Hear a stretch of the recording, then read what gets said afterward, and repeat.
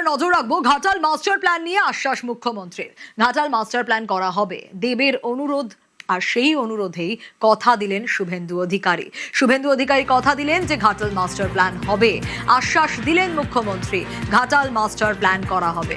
দেব অনুরোধ জানিয়েছিলেন আর দেবের অনুরোধেই সাড়া দিলেন শুভেন্দু অধিকারী।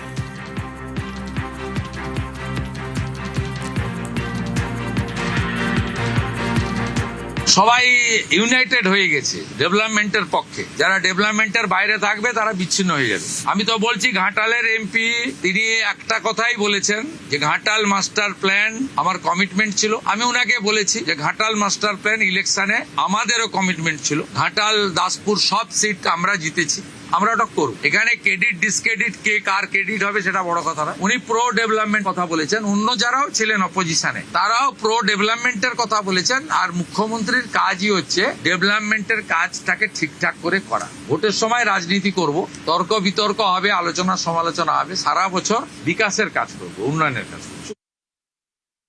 ঘাটালে যে সমস্যাগুলো, ঘাটাল লোকসভা কেন্দ্রে যে সমস্যাগুলো ছিল সেগুলো বলার সুযোগ পেয়েছি।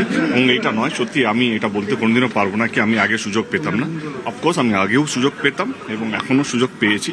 যে এই ঘাটাল মাস্টার প্ল্যানের মাটিটা মমতা ব্যানার্জি হাত দিয়ে কাটা হয়েছিল, মানে কাজটা শুরু হয়েছিল, আমার কোথাও যেন বিশ্বাস সেই কাজটা শেষ হবে। এখনকার যিনি মুখ্যমন্ত্রী তিনি আমাকে কথা দিয়েছেন ওনার হাত ধরে, সেই লড়াইটা আমার 2014 থেকে চলছিল।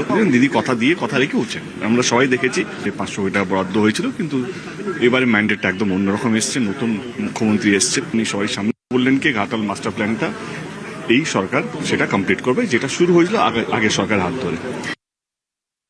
খুশি তো বটেই, যৌথভাবে হলে এই তো বৃহৎ প্রকল্প। এককভাবে যেটা পূর্বের যে ছিল এককভাবে করা সম্ভব নয়, যৌথভাবে প্রকল্প যেহেতু এটা করা সম্ভব বলে আমার মনে হয়। বৃহৎ যে মাস্টার প্ল্যানের কর্মকাণ্ড সেটা কার্যকর হয়নি কখনো। এবারে মুখ্যমন্ত্রী নতুন হয়েছে, ডবল ইঞ্জিন সরকার চলছে, কেন্দ্র রাজ্য যৌথভাবে আশা করি মাস্টার প্ল্যান কার্যকরে ঘাটালবাসীর যে দুর্দশা, প্রতি 3 বছর যে এখানে বন্যা, এই বন্যা রোধ করে ঘাটালবাসীকে একটা স্বস্তি দিবে, আমরা এটাই আশা করব নতুন মুখ্যমন্ত্রীর কাছে। অনেকদিন পর মুক্তি পেলাম, শুভেন্দুর বৈঠকে মন্তব্য জুন মালিয়ার। ল্যাম্পপোস্ট থেকে মুক্তি, মন্তব্য জুনের।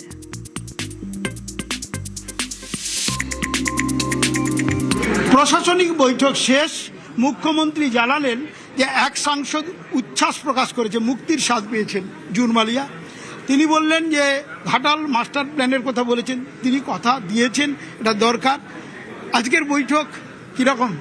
সমস্ত দলেরই প্রতিনিধিত্ব ছিল, মুখ্যমন্ত্রী সকলকেই বলার সুযোগ করে দিয়েছেন এবং যা ইস্যু উনি তো এই জেলার মানুষ, অবিভক্ত মেদিনীপুর জেলার তিনি সন্তান, তিনি সবটাই বোঝেন এবং যে ইস্যুকে টার্গেট করা দরকার, অ্যাড্রেস করা দরকার সেগুলো করেছেন। এবং আমাদের 2 সাংসদকে বেশি সময় দিয়েছেন, আমাদের ঘাটালের সাংসদ দীপক অধিকারী দেব এবং আমাদের মেদিনীপুরের সাংসদ জুন মালিয়া। উনি বলছেন 35 জন উপস্থিত ছিল, আবার 4 জন সাংসদ। এটা হঠাৎ করে এরকম কোন জাদু বলে উল্টে গেল বিষয়টা? এটা নিশ্চয়ই সরকারের ভালো কাজকে সমর্থন জানাতে সকল জনপ্রতিনিধি যারা বিরোধী দলেও জিতেছেন, আমাদের এই অবিভক্ত মেদিনীপুর জেলার 2 জন বিধায়ক জিতেছেন, 3 জন সাংসদ আছে। বাস্তবের একটা মিটিংয়ে কি শিক্ষা দিল?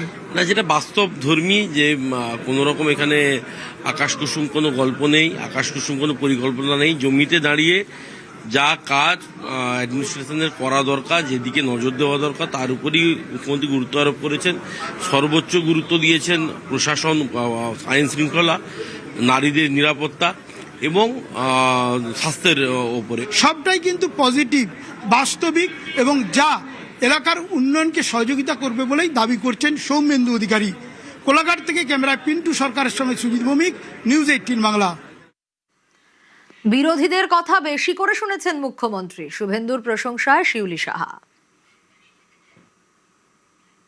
আজকে নিজের মাটিতে বলাকা মঞ্চে বলার সুযোগ দিয়েছেন, বিরোধীদের কথা বেশি করে শুনেছেন।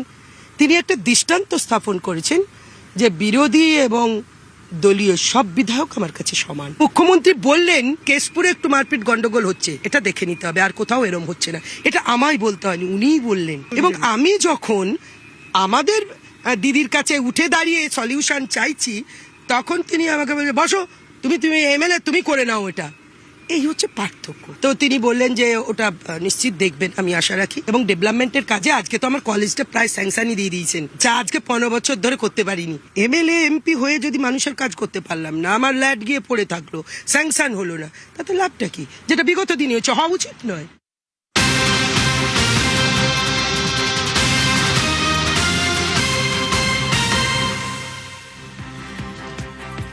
ভেঙে খান খান তৃণমূল, শুভেন্দুর বৈঠকে বেসুরোরা।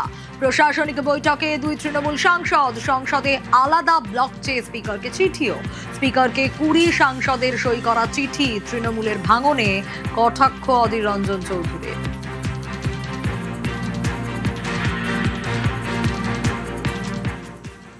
যেটাকে বলে পোয়েটিক জাস্টিস। আপনি যেমন করেছেন আজ তেমন ফল পাচ্ছেন। You are being paid in your own coin. তোমরা বাংলায় এইভাবেই বিরোধী দলকে তছনছ করে দিয়েছিলে।